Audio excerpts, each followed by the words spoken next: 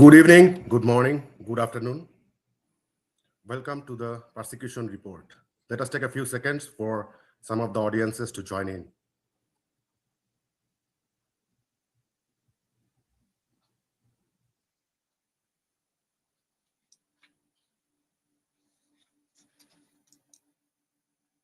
Rahan bhai, how is the weather at your end? Is it summer already? It is summer here. However, it has been quite rainy today. So outside looks like Bangladesh after I an see. afternoon rain. I see. What about you? How's the weather? Mine here is very hot. It is getting summer. Very hot, very hot. It is hot, yeah. So it does appear that some of our audiences have joined in. Welcome to the persecution report, everyone. I'm your host, Anwar Shadat Jihan. Today, we are going to look at a country in deep distress, where political division and administrative failures have combined to push the population to the edge. Bangladesh is facing a dual crisis today. On one hand, the government is cracking down severely on its political opposition, and on the other hand, it is overlooking a rising medical emergency. First, today, we look at the passing of veteran national leader, Mr. Tofail Ahmed. On behalf of the persecution report, we would like to pay our deepest respect to Mr. Tofail Ahmed, and we would like to pay our deepest condolences to his family member. Tofail Ahmed, as we know him, was a key figure in the 1969 student movement, and then he was a key organizer of the Liberation War. He has been a long-time veteran politician. So what should have been a national farewell instead turned into a police crackdown. And on the other hand, measles, a disease that is preventable, has taken over Bangladesh. As we are speaking, there are no test kits available. As we are speaking, children are dying. While the government is moving so quickly, swiftly, to crack down on the mourners, the government is overlooking this deep medical crisis. So we are going to talk about these two important issues today. And to discuss this, I am honored to be joined by Advocate Amar Islam, former prosecutor of Bangladesh International Crime Tribunal and a veteran legal expert. Also, I am honored to be joined by Dr. Rehan Jamil, founder of the Center for Genocide Research. So first, I would like to go to Dr. Jamil, and we would like to talk about the passing of Mr. Tofail Ahmed. Dr. Jamil, when the state cracks down to this level on the Janaja prayer of a veteran national leader, what does it say about the political climate of Bangladesh today? To you.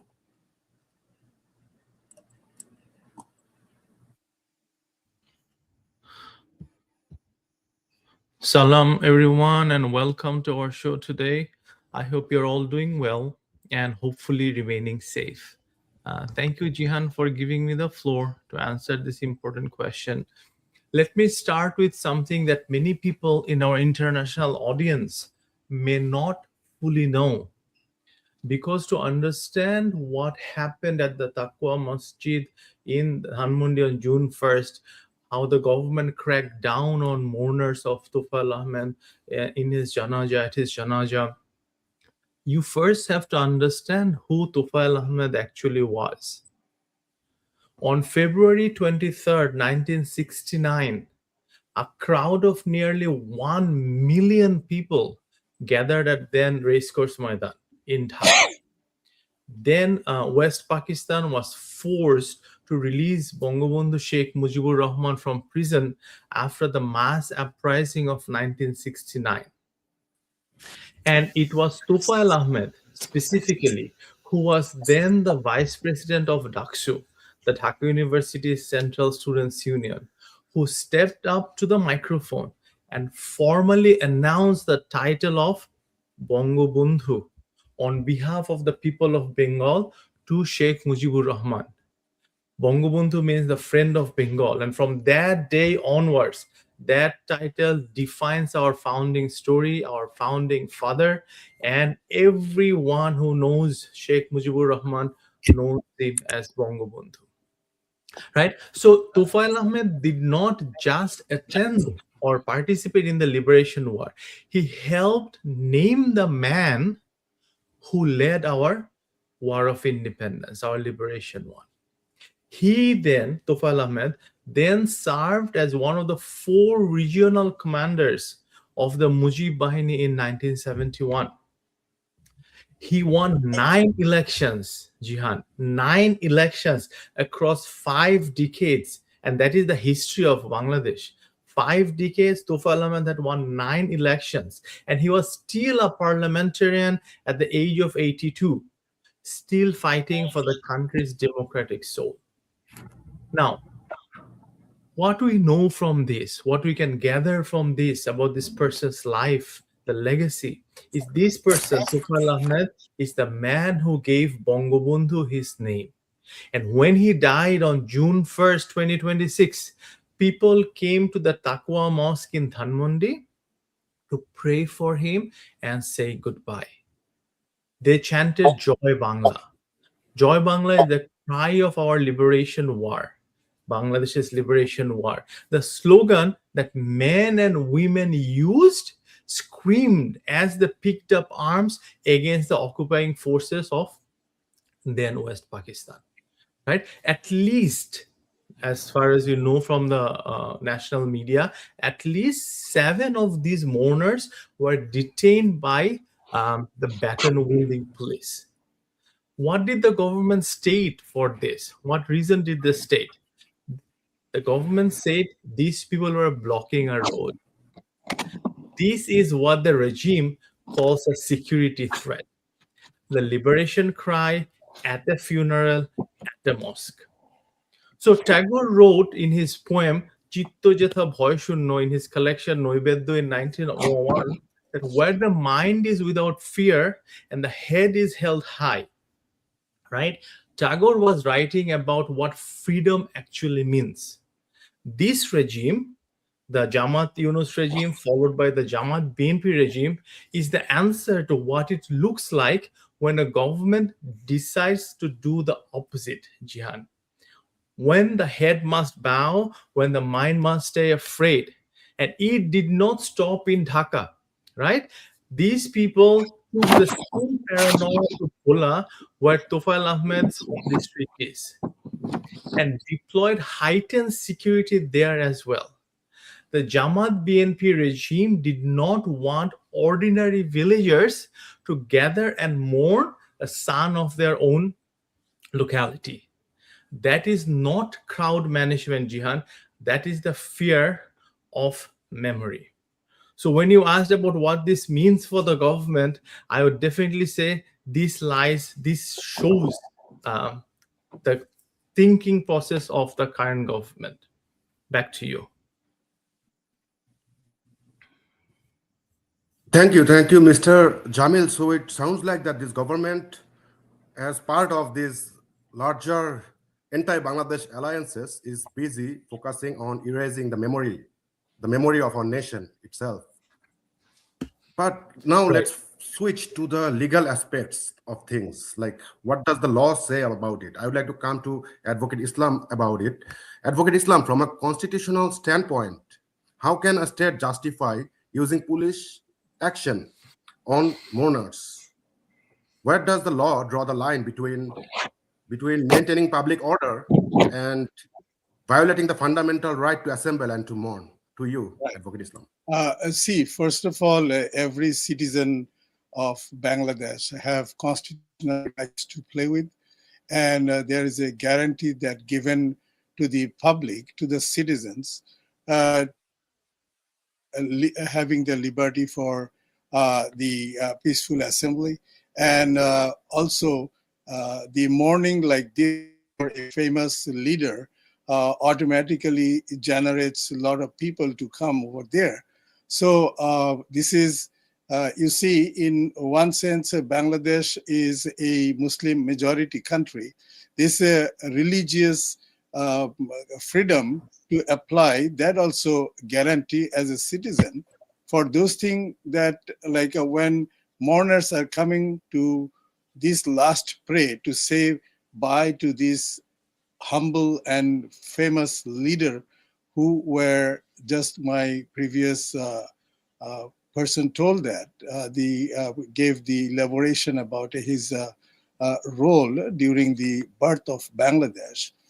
So having those presently on the table, people of Bangladesh remembers their heroic freedom fighter leader, who was for the last moment of his life was a parliamentary leader and was a very devoted who have given his whole life for politics and the independence and so on. So constitutionally, any citizen have their right to go for peaceful assembly and also to go for enjoy the freedom for attending religious aspects.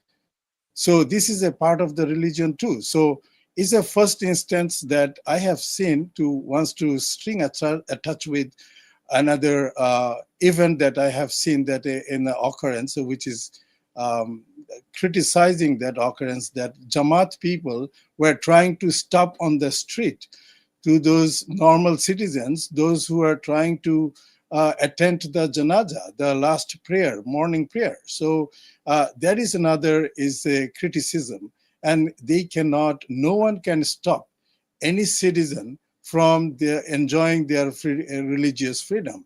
That is another extension of the freedom that guaranteed by the Constitution. That's a violation that they did.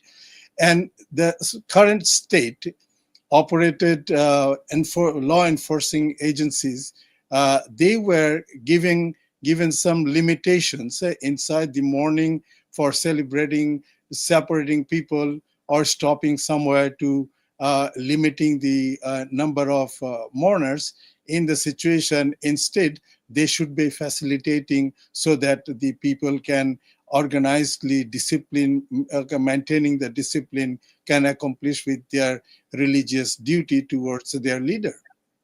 See, Mr. Tofail Ahmed is not a just simple member of parliament, and he has got a lot of political,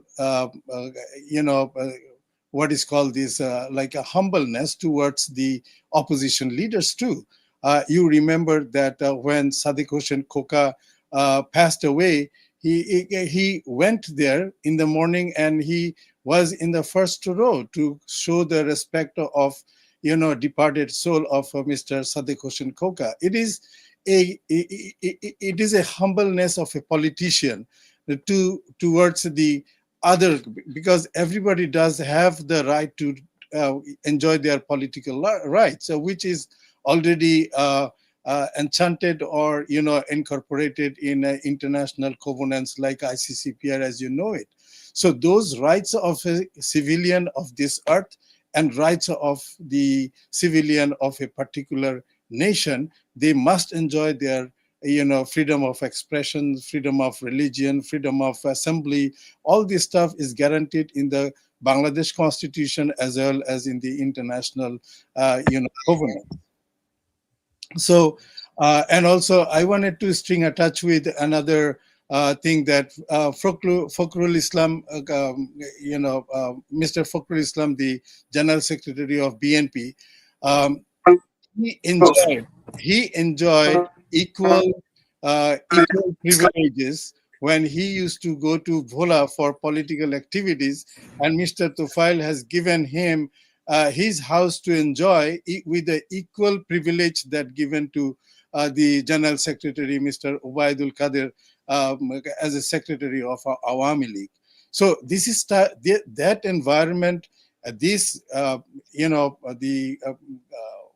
what is called these great leaders, They have shown us a lot of generosity, lot of decorums, good examples of the how to do politics, even if you are a party in a power, but how do you prefer, how do you maintain the relationship, political privileged relationships with the other side and opposition side. We have seen, we have learned from them. See, the 17 years of Awami League ruling, how the opposition leaders, opposition activists survived. They have done their own business as well, where the government party, those who are in power, they got privilege. We know that like Hartals is there, but the opposition party leaders, businesses are running. So that's how. But yes, if something in the name of uprising or in the name of a political opposition activities, political activities, if somebody wants to make some damaging to the property or damaging to the society of the nation, then of course the law enforcing agencies should come up to protect the civilian security, to protect the properties and national properties and all everything. But here, well, in the mosque where the morning prayer was there, nothing happened like that. There is no question.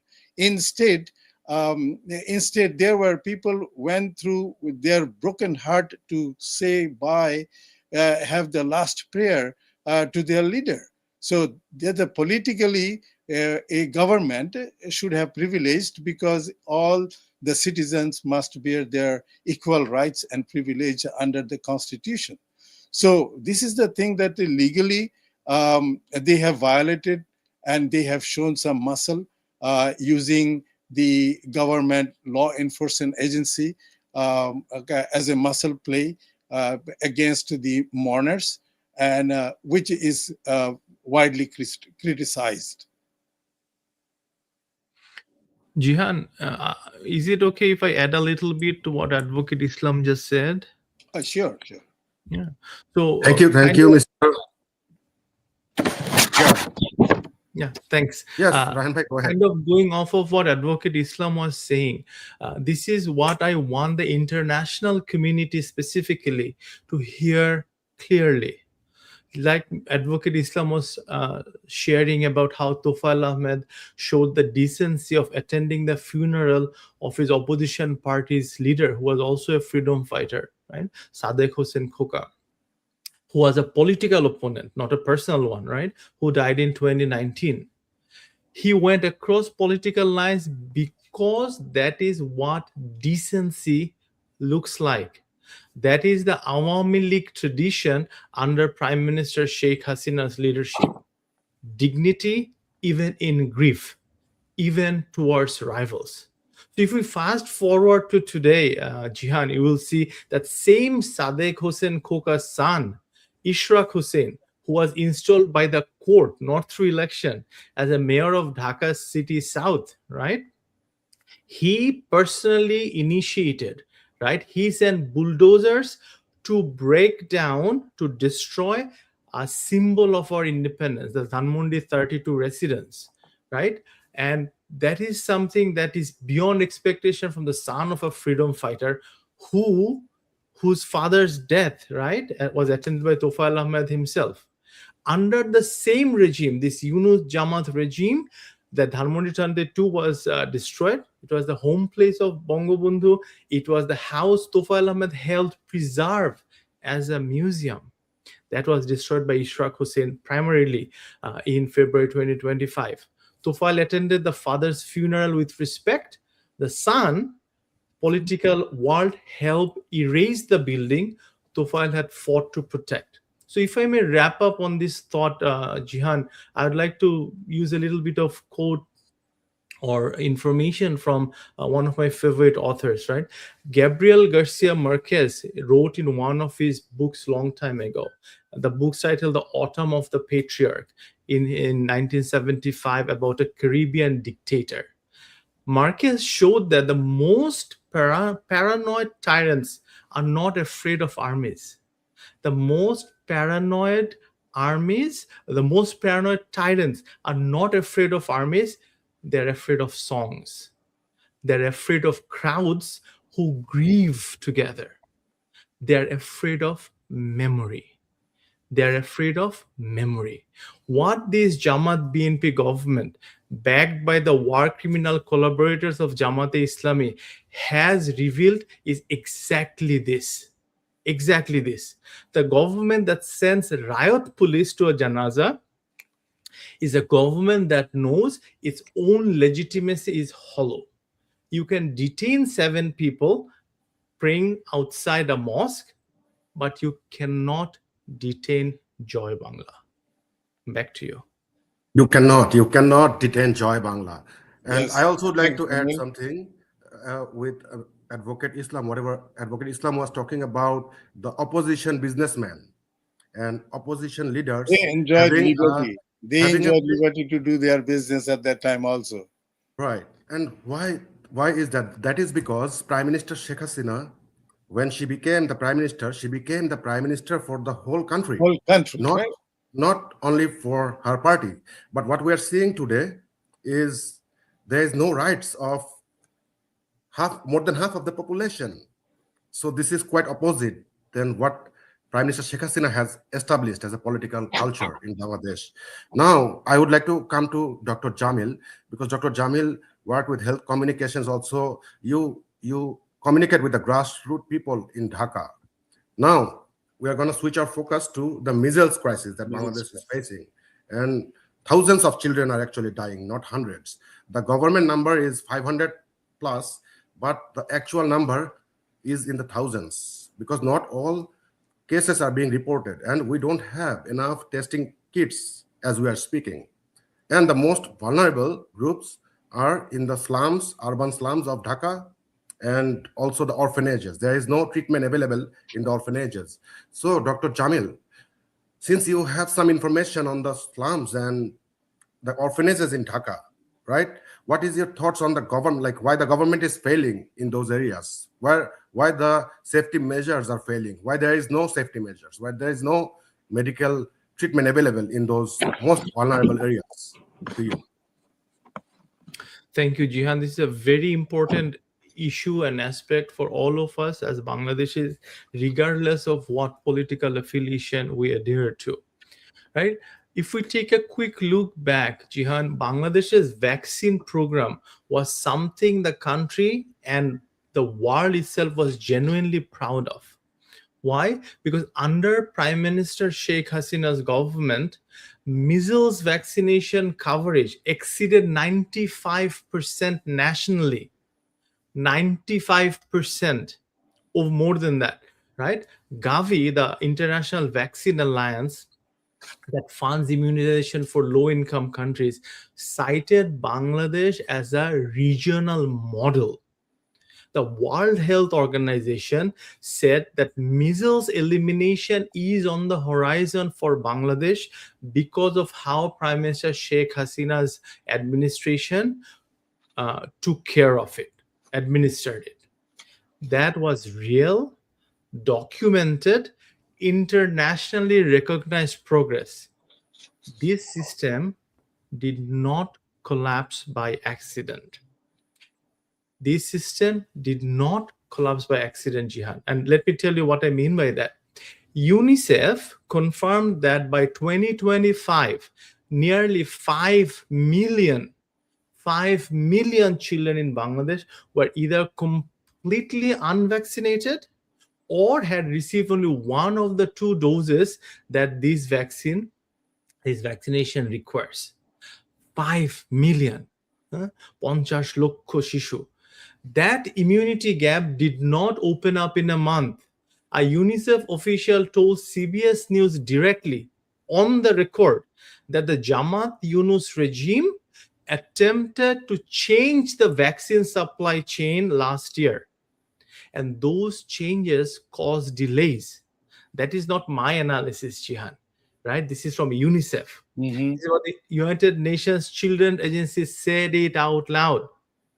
What the Yunus Jamaat administration, specifically Mr. Yunus himself, tried to do, as we know now based on evidence, is he wanted to give off our national vaccine system to private NGOs so that those free treatment could be sold for money from his affiliated NGOs. So that government on purpose disrupted the very supply chain that was protecting our children.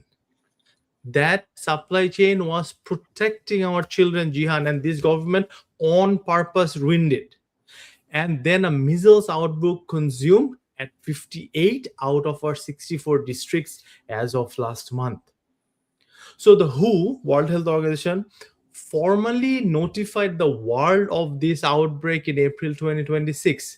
But by that point, almost 20,000 suspected cases was recorded in Bangladesh. And that was the official case. Like you so wisely pointed out, we do not know how many more are there that are not yet documented.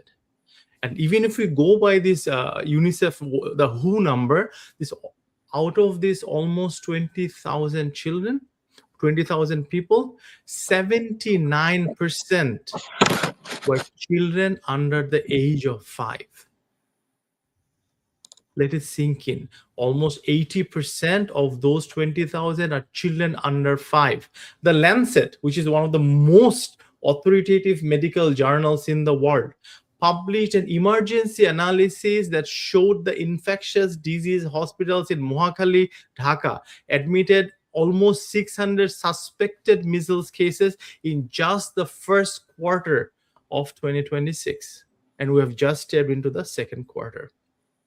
For the entire previous year, that number was far low. The in-hospital death rate in March alone was nearly 5%. We have seen in news, in reports, in media, social media, of how grieving parents, right? Time seemed to stand still watching their grief, their tears, their cries. As of June 1st, like just last week, we have reportedly official report of at least 588 deaths. We don't know how many more unofficially. 90% of them are laboratory confirmed. These, Jihan, are not statistics. These are our children. The worst concentration, like you were pointing out earlier, was in the Dhaka's densely packed informal settlements or slums, the Demra, Jatrabari, Korail, Mirpur, families living in close proximity where isolation is not an option. Isolation is impossible. Where clean water is scarce, where running water is scarce, where the nearest functioning clinic can be an hour away. And the WHO specifically warned about these children, Jihan, exactly about these communities, that in mobile populations, in slum residents, were already being missed by routine vaccination before the outbreak even began. The system, our system, has already failed our children before even the first case was recorded. So what was the government's response? Like you were asking to this, right? Prime Minister Tariq Rahman, who was convicted in absentia by a Bangladeshi court along with extensive FBI involvement, sent 2 ministers on a tour of our country to assess the scale of the crisis. A tour, Jihan. While children were dying in Korail and Jatrawali, the response was an assessment trip. Under Prime Minister Sheikh Hasina, when there was a disease threat, the Directorate General of Health Services, DGHS, mobilized immediately. Gavi partnership were activated within days. There was a command structure that was, and there was political will. Prime Minister Sheikh Hasina had the will and the foresight to act immediately. We have seen that during the COVID pandemic, right? Yes. Our number of death, immunization was amazing all over the world in terms of records and statistics. What we have now is a regime that deploys riot police at funerals and sends ministers on sightseeing tours to districts where children are dying from a vaccine preventable disease. So that is not accountability. It is written not in a press release. It is a number. It is written in the numbers coming out of Dhaka's overwhelmed hospitals. And we are losing our children, and where our administration is watching movies, going to weddings, driving trucks, and sending ministers on tours. Back to you. Thank you, Dr. Jamil. I would like to welcome Ms. Meher to our show. Ms. Meher is a human rights activist and an educator. Now, as you are saying something about the slums and the orphanages, there is another group of vulnerable children. They are in the hilly region, hill district of Chittagong, in Bandarban in Khagrachori. Even though the government of Bangladesh is claiming to have achieved some 100% vaccination in those districts, the real data and the real aftermath show something different. Children over there are dying. And in the 3,000 plus numbers that we are mentioning, those children are there that are not reported. Now, I would like to bring Ms. Meher in the conversation. Ms. Meher, so in the slums, in the orphanages, in the hill district, all these children are dying.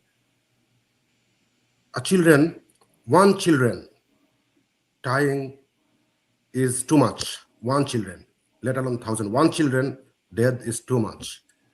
But what we are seeing is that this government's priority is not with the children.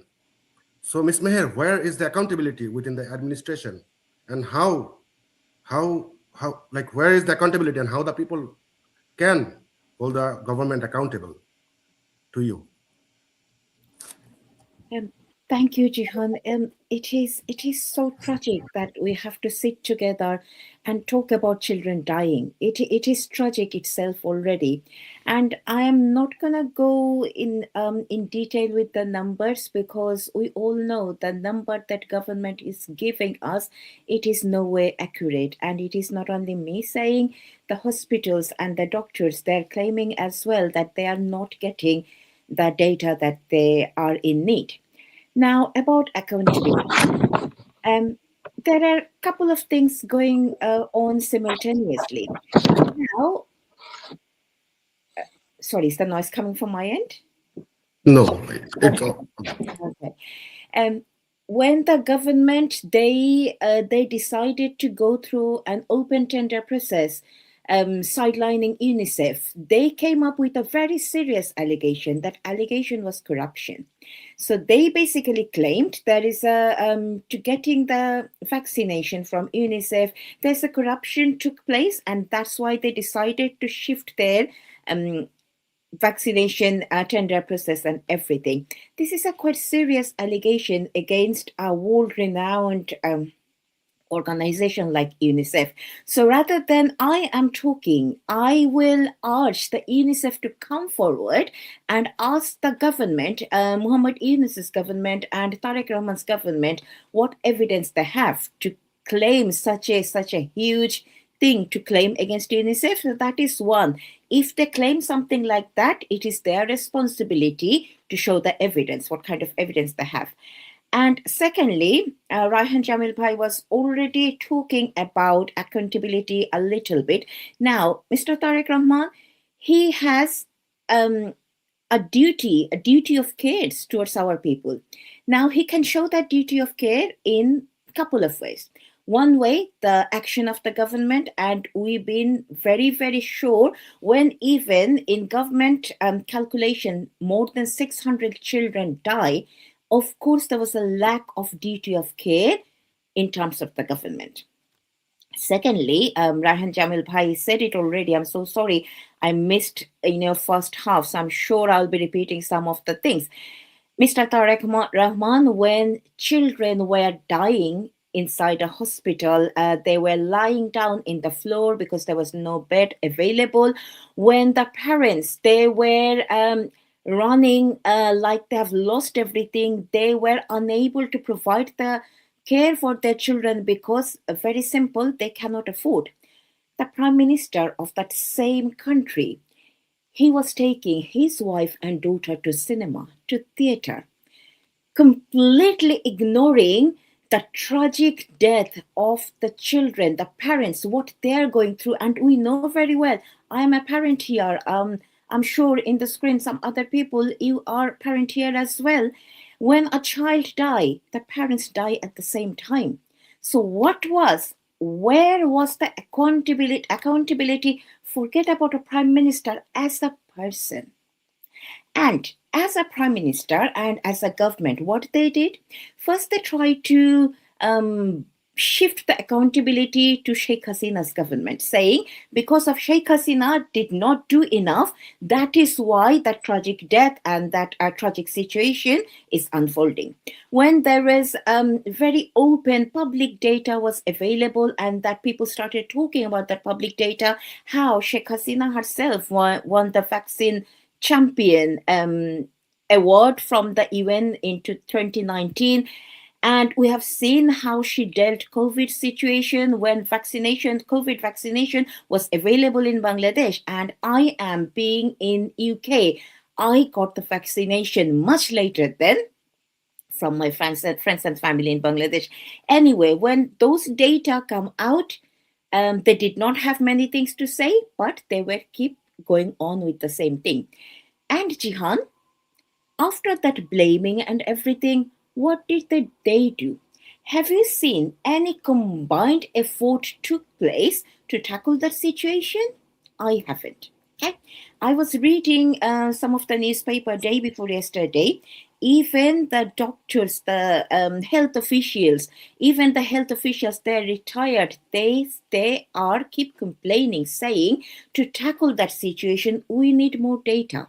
What happened to that child? When did that child come to hospital? How does it make that difference if the child is coming to hospital late or in early stage? What was the actual reason that behind that happened? Vitamin A capsule, what was happening with that? There is no combined effort. So the accountability, Jihan, lies in many ways. First thing, they could not come up with any sort of explanation of why the vaccination, buying the vaccination process was shifted. There is no evidence of corruption against Sheikh Hasina's government. At least they're not showing us any. I'm sure they would have loved to doing it, but they haven't shown us any. And secondly, the way they're dealing, I do not remember Tariq Rahman is going to any of the parents, any single parent of any dead children, sitting next to them and telling them how sorry he is. No, Tariq Rahman, none of the ministers did not do that. So there is no accountability in government side. There is no accountability as a human from Tariq Rahman, none. And sorry, Jihan, I'm taking so long, but just to quickly finish it. His name is Rana Flowers, I believe, the representative of UNICEF. Yes. He, in the Science magazine, 30th of April, when that article came in the Science magazine, Rana Flowers said, when Muhammad Yunus and his health advisor, Nurjahan Begum, they decided to change the vaccination policy, he literally begged them, do not do this. And UNICEF claimed they wrote 5 to 6 letters to the government saying how terrible it can turn to in the future, but none of them took it on board. And because of their ruthlessness, because of their greed, because we all know how the open tender process works, because of their greed for money, because of their ruthlessness, and because of the carelessness of Tariq Rahman's government as well, we are losing our children. This is not death, this is murder. Sorry to say that. Thank you. Thank you, Ranapa. You have expressed it pretty appropriately that it is not death, it is murder. And I very personally think that Mr. Tariq Rahman has no sympathy, no empathy for these children because he was not in Bangladesh for the last 17 years. He was a convicted criminal hiding in absentia in some foreign country who had no connection with these Bangladeshi people. So I think he does not have any any connection, soul to soul connection to I Bangladesh. don't think if he was even in Bangladesh for 17 years, you don't have that connection. Connection doesn't come from the place where you are. Connection comes from your heart, where your heart belongs. Of course, it heart doesn't belong to people of Bangladesh, and same goes to Yunus. Heart doesn't belong to Bangladesh either. Right. Now, it is very unfortunate the tragedy that and the crisis that Bangladesh is facing now. And also the government is failing at the same time to contain this crisis. Now, I'd like to come to Advocate Islam about 5 years from now or 10 years from now, if this crisis, this type of crisis again comes, the only way to prevent this is to punish those for whose this crisis actually emerged, who like the responsible parties behind the crisis. Now, Mr. Islam, what legal tools are available to hold the perpetrators accountable? Is there any legal tool that the people of Bangladesh or the representative of these children can take to hold the actual perpetrators accountable? Thanks too much, Riviers. Thanks, Mr. Jihan and other speakers. See, each and every event are covered by a legal base. But I wanted to string a touch with the activities of a Yunus era. Yunus deliberately, he made the changes of the procurement process, taking out from the original one that settled which process gives the quality and all those tests and everything, compatibility, passing all those criteria for procuring a vaccine. This is not something that you are trying to buy a mango, not from a certain supplier and choosing some other supplier. It is a vaccine, and it's an issue connected with the basic health right of a citizen.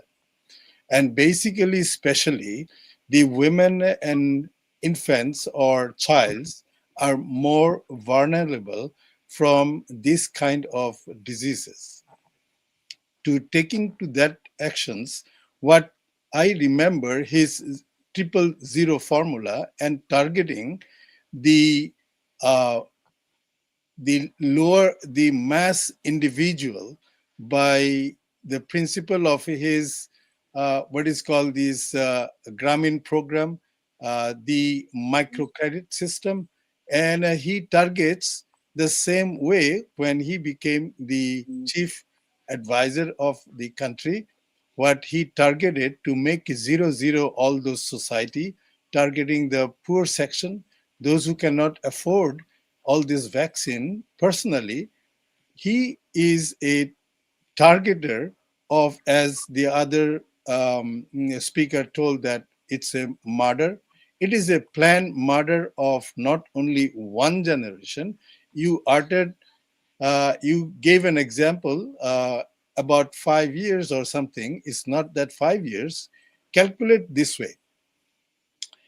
If the next 2-3 years without vaccine, it goes on. Now we have seen the data that in before last week, I have been through a data and I talked to some people in Bangladesh, and I found one thing documented, that 58 districts out of 64 districts have been contaminated by measles. And the government figure, as the other speaker told, that is not that 500. It is close to death, is like over 1,000, and tested more than 3,000, not documented. And they are not disclosing the real picture to the public. This is one thing. Another thing is Dr. Yunus still playing this government, controlling this government and operating this government as per his own targeted aspects to make Bangladesh and its citizen totally broken society, and then he can invest by way of giving micro loan to each family to overcome their needs, and by that way he can impose, or his organization or his patronizers can make money out of it. Nothing is social service, nothing other thing. Now this type of thing already, say, like for uh, very recently, advocate Rashid, who is the president of Bangladesh Muslim League, he filed a petition to have the investigation against Yunus and his activities. And also I think the health minister advisor was Nur Jahan. So they also controlled the current government. The Attorney General office strongly opposed that motion to health, and that has been disregarded by the court, and which never given one show cause that why these cannot be investigated. So see here, now the court system also have been bought or been controlled by the same government. Court is not fair to accept any cases against them, against Yunus era or against Yunus era's those what is called these advisors. In Bengali, people started using not upodeshta but upodushtu. Upodushtu means like they are the naughty people. So it's a politeness, but I have marked Mr. Yunus as a mobster in the month of September of 2024. The reason is I know him very well, that he, when in 2007 he wanted to come into politics, then I made a research why he's already a very famous in his field, and he's a very renowned economist. People say that he is doing very well in the worldwide. So why he needs to come to the politics and doing something? Then I searched it out that he wanted to make some law by coming up into the state power and make his own organizations in this way or that way exempted from taxations, or he can make himself comfortable not paying taxes, or using his organization the way he wants, maybe illegally. And he also sit as a managing director of a Grameen for 8 years, which illegally he set over there, which the country law never approved that. So he had got all those things that he wanted to do as a as a person that he don't really obey the country law, and he didn't like the independence of Bangladesh. Also, we found it there was a conflict, and he said in of the meeting among his friends that okay, if Bangladesh get independent, I will be the ambassador of Bangladesh in the USA. At the age of his age was something like in 30s at that time. So he was so like his aim and goal was something to go for shortcut, and he is very greedy person. Seeing there's all those stuff, it's a person, and then when he operates as a chief advisor, then it became the state level corruptions. And when the his see one thing is that any leaders, any superior command responsibility, I will say like Mr. Jamil and other, everybody by now knows that like there is an option that if you have to do something to dispose your responsibility, and if you are not doing it, that means you are responsible for not doing it. And also if you are not supposed, if you need to stop some corruption and you are not doing it, So you are doing things that is not permitting by law. So doing it or not doing it, you are responsible for both the sides as a leader or as a state operator or the chief of the advisors. So same thing came in this case, that he is liable for taking the steps to ignore or void, make discontinued with the previous settled procurement process, and making the things into open market through the tender, which we know it that the bylaws for the, I think there is a operating law for financial dispersion, procurement. In each day, certain fund can be expanded, like can be allotted without the other sanctions or other approvals. So it is a kind of a very good way for them to make money out of the government dealings and all this stuff, and through, as my another speaker told, that like to use his own organization. Now see, three things majorly, what they have violated. It is, one is the right of life. That means the act of violation that they have done straight away directly affected the life of the citizens of Bangladesh, which includes majorly the majority is infants. Now, if I make the extension to the deliberate partial damage or full damage of a life, then the definition of genocide triggers over here, and that we can bring it up over there too. So this is a generational elimination by his will that he did, because they don't want another couple generation to come up after 20 years when they had a meticulous plan to do some heinous stuff uh, against Bangladesh. They don't want independent Bangladesh with the strong spine to stand in all sectors.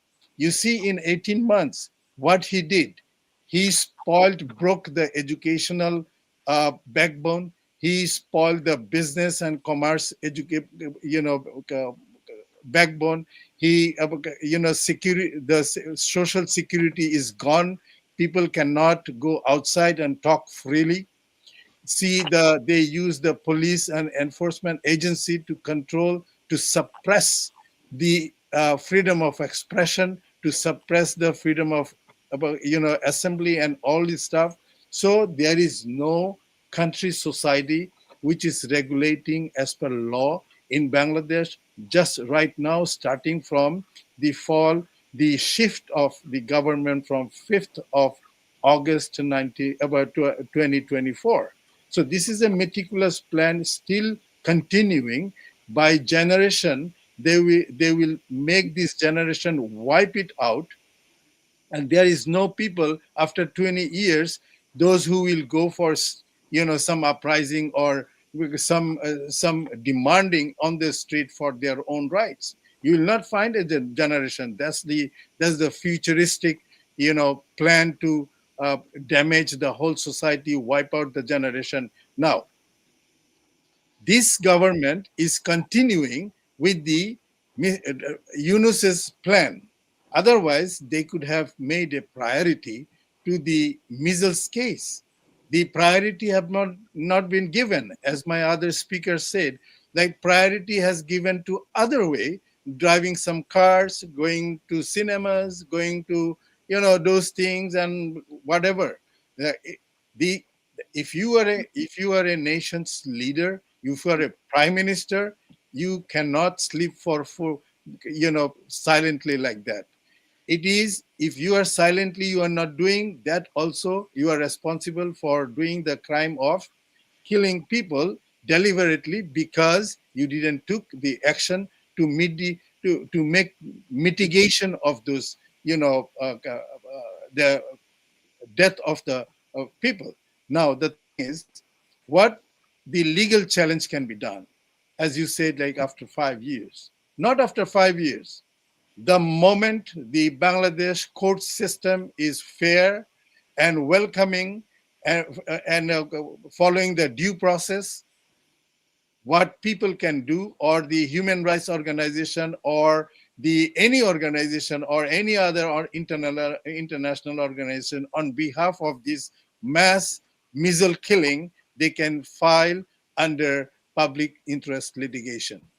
And now also any lawyer of Bangladesh can file public interest litigation by filing it. This is a special type of thing that for somebody, nobody is there, then public interest litigation can invoke into the process, and that has to be heard.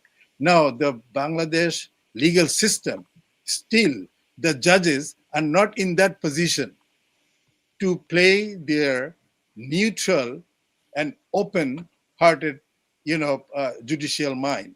They have been bought, they have been biased and fully biased by the current government. And during the 18-month, the mobbers are still mobbers. They are mobbing. They are mobbing everywhere.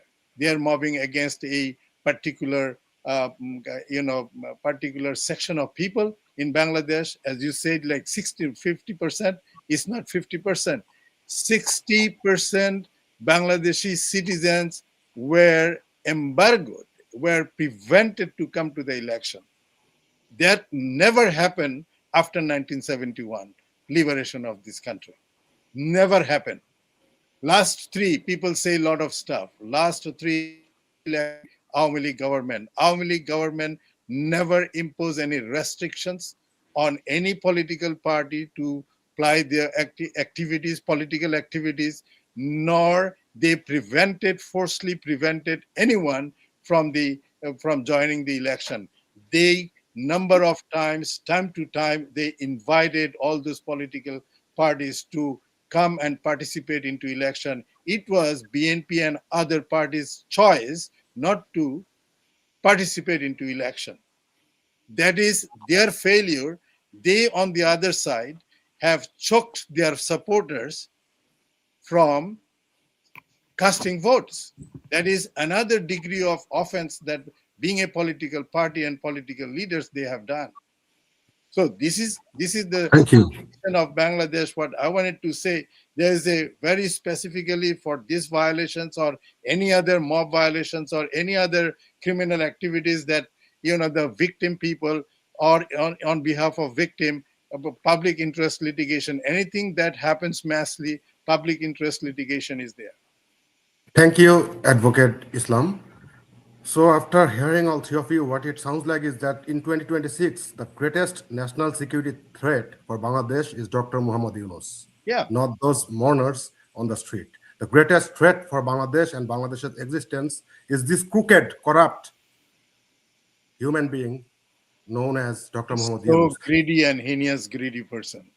We are at the very end, and I would like to give Dr. Jamil 1 minute and Ms. Meher 1 minute about where we go from here and like what we all can do to deal with this situation and improve the overall situation of the children in Bangladesh. Dr. Jamil, to you, very briefly.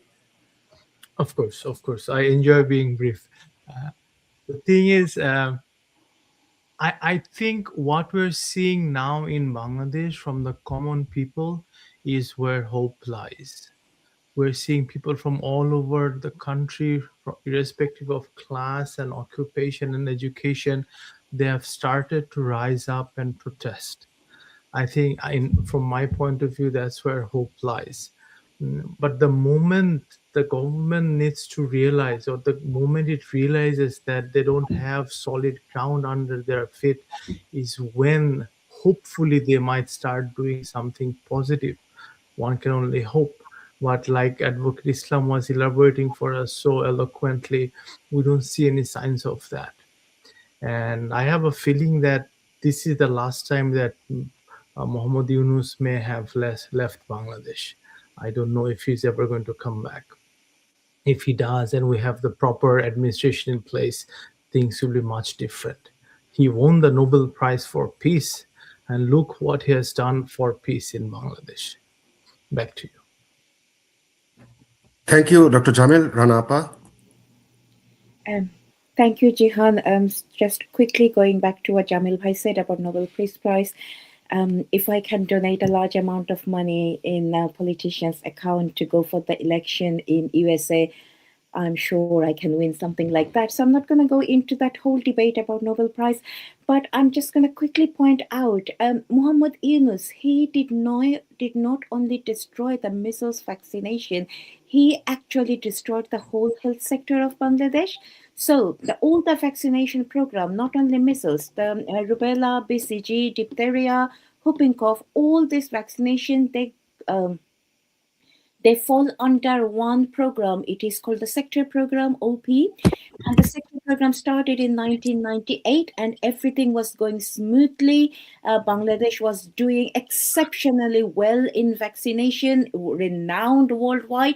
Then 2024, without having any backup plan, Muhammad Yunus's government shut that OP program. So as a result, not only procurement of measles vaccination was affected, now the vitamin A capsule campaign that used to take place twice a year, since 2024 or since 2025, we have only seen only one vitamin A capsule campaign took place. That took a huge toll in children, and any other program, diabetes, heart disease, pregnant women receiving folic acid, something so basic and necessary. At the same time, people who are suffering from mental health, the government support for them, all of them are stopped. 35 institutions that are all over in Bangladesh, 35 institutions for children with physical and learning disabilities. All these 35 institute used to have one child specialist for each institution. Because that OP was shut, the sector program was shut, we lost the 35 of child specialists. They used to work for children with learning and physical disability. So, and the actual picture is much larger than that. So going forward, I do not expect much from Tariq Rahman's government, because we all know how that government took place in the first place. But if they have any sort of humanity left, they need to do something very urgent, very serious about the health sector. And I do not see much outcry about the children dying in Bangladesh. I do not see why, what happened to our civil society, why they cannot be as loud as they used to be before. 600 children die Mhm. now. It Yeah. can be, it can be because maybe those children are from very lower tier of the society. But if we just remember, in 1971, those people who gave us that country, they were not educated English speaking people who can sit in front of camera like us, who bought that independence. Those independence were bought by those people whose children are dying. So do not misjudge them. Do not misjudge those people's anger. Do not misjudge those people's frustration, because once they forget everything, once they can win that fear, anything can happen. So I would very much hope that the BNP government and Tarek Rahman, they understand, they see the signs, and they urgently do something. Thank you very much. Thank you, Ranapa, for the wise statements. Now, as we close this episode tonight, the picture before us is very troubling. On one hand, this government is obsessed with political control, which is evident from police being deployed at a funeral. On the other hand, the government is looking away from a medical emergency that is taking away children's life. Now, a country's true strength is not found in how effectively it silences grief, but in how well it protects its most vulnerable citizens. In that, this government is failing. Thank you to our audience for tuning in, and thank you to our guests for your time. To our audience, please raise your voice because every voice matters. Every voice matters in bringing these crises into in front of people's eyes. Thank you. We will see you again next Sunday at the same time. This is Anwar Shadat Jihan signing off. Thank you so much.